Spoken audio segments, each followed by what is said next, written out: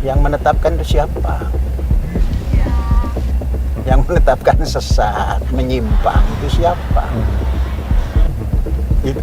Kalau itu dijawab saya bisa jelaskan.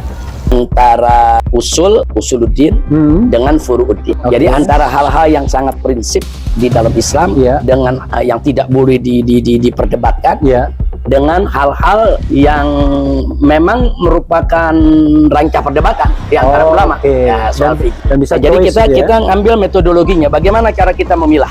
Oh, ini usuluddin, oh ini furu'uddin, oh yang ini nggak boleh diperdebatkan, oh yang ini boleh diperdebatkan, oh yang ini kalau memperdebatkannya bisa mengantarkan kepada kekafiran.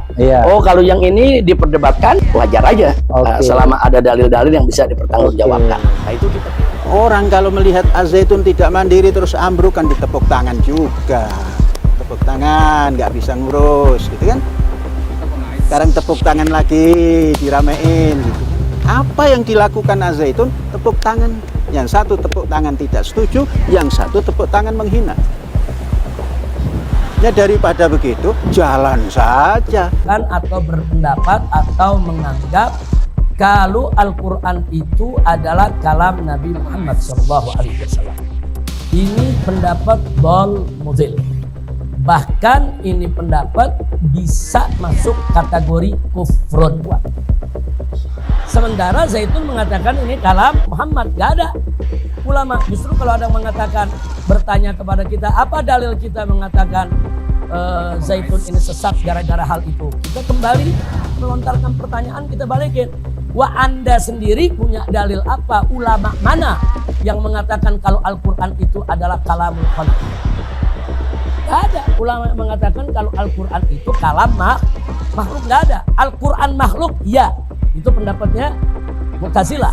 Tapi kalau Al-Quran sebagai kalam manusia, Mu'tazilah gak pernah. Cerita sholat kan, sholatnya sama nggak?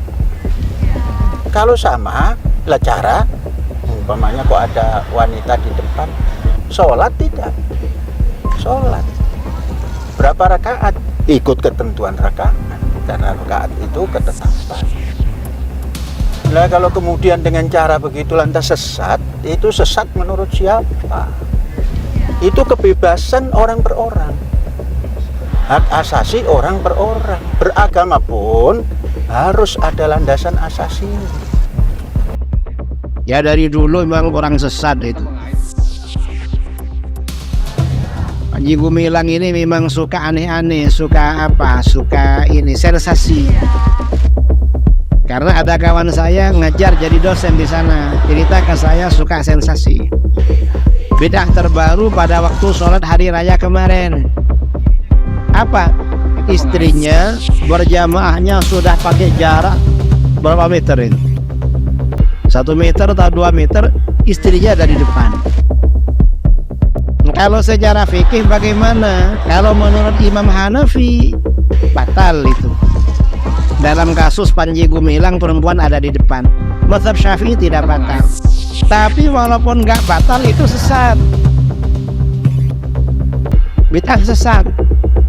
Mengapa bid'ah sesat? Karena di dalam hadis aturan as-shaf itu khairu sufufir, sabda Rasulullah SAW, khairu sufufir rijal awwaluha wa syarruha akhiruha.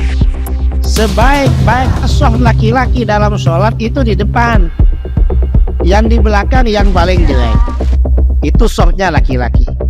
Kalau perempuan sebaliknya, wa khairu sufufin nisa akhiruha. Kalau shaf perempuan yang paling baik yang di belakang. Wa syarruha awwaluha, as-shaf perempuan yang paling jelek yang di depan. Mengapa? Karena di depan jumpa laki-laki di depannya, yang laki-laki jumpa perempuan di belakangnya. Makanya paling jelek. Yang kuat bagi Az-Zaitun itu dasar negara dilaksanakan. Itulah backingnya. Undang-Undang Dasar 45. Pancasila, Undang-Undang Dasar 45. Kebinekaan, toleransi, itulah yang membackingi. Tidak ada orang memiliki kekuatan berada di posisi top di pemerintahan yang menjadi support system Anda di Az-Zaitun. Ya. Kalau Panji Gumilang menggugat MUI itu salah alamat. Karena MUI itu tidak ada yang berpretensi atau punya keinginan untuk menuduh misalnya Panji Gumilang. Tetapi kan ini berawal dari pernyataan-pernyataannya yang kemudian menimbulkan kegaduhan, kontroversi, dan lain-lain.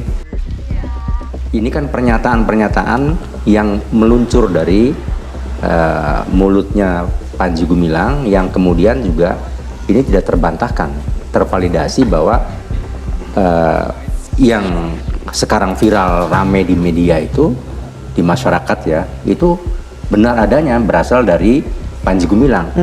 Nah, oleh karenanya ya tentu yang bersangkutan harus mempertanggungjawabkan perbuatannya karena telah menista keyakinan, misalnya Al-Quran itu sebagai kalam Rasulullah. Nah, ini kan jumhur ulama dan para mufassirin sudah sepakat ya, dan tidak ada perdebatan lagi soal ini bahwa Al-Quran itu kan firman Allah Subhanahu wa Ta'ala. Nah, salah satunya mungkin itu.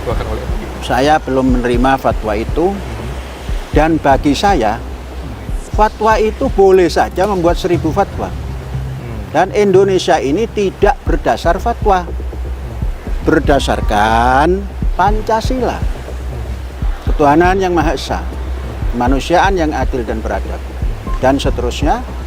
Kemudian Undang-Undang Dasar 45 yang memberikan kebebasan untuk memeluk agama, menjalankannya, itu dijamin semuanya menurut kepercayaannya.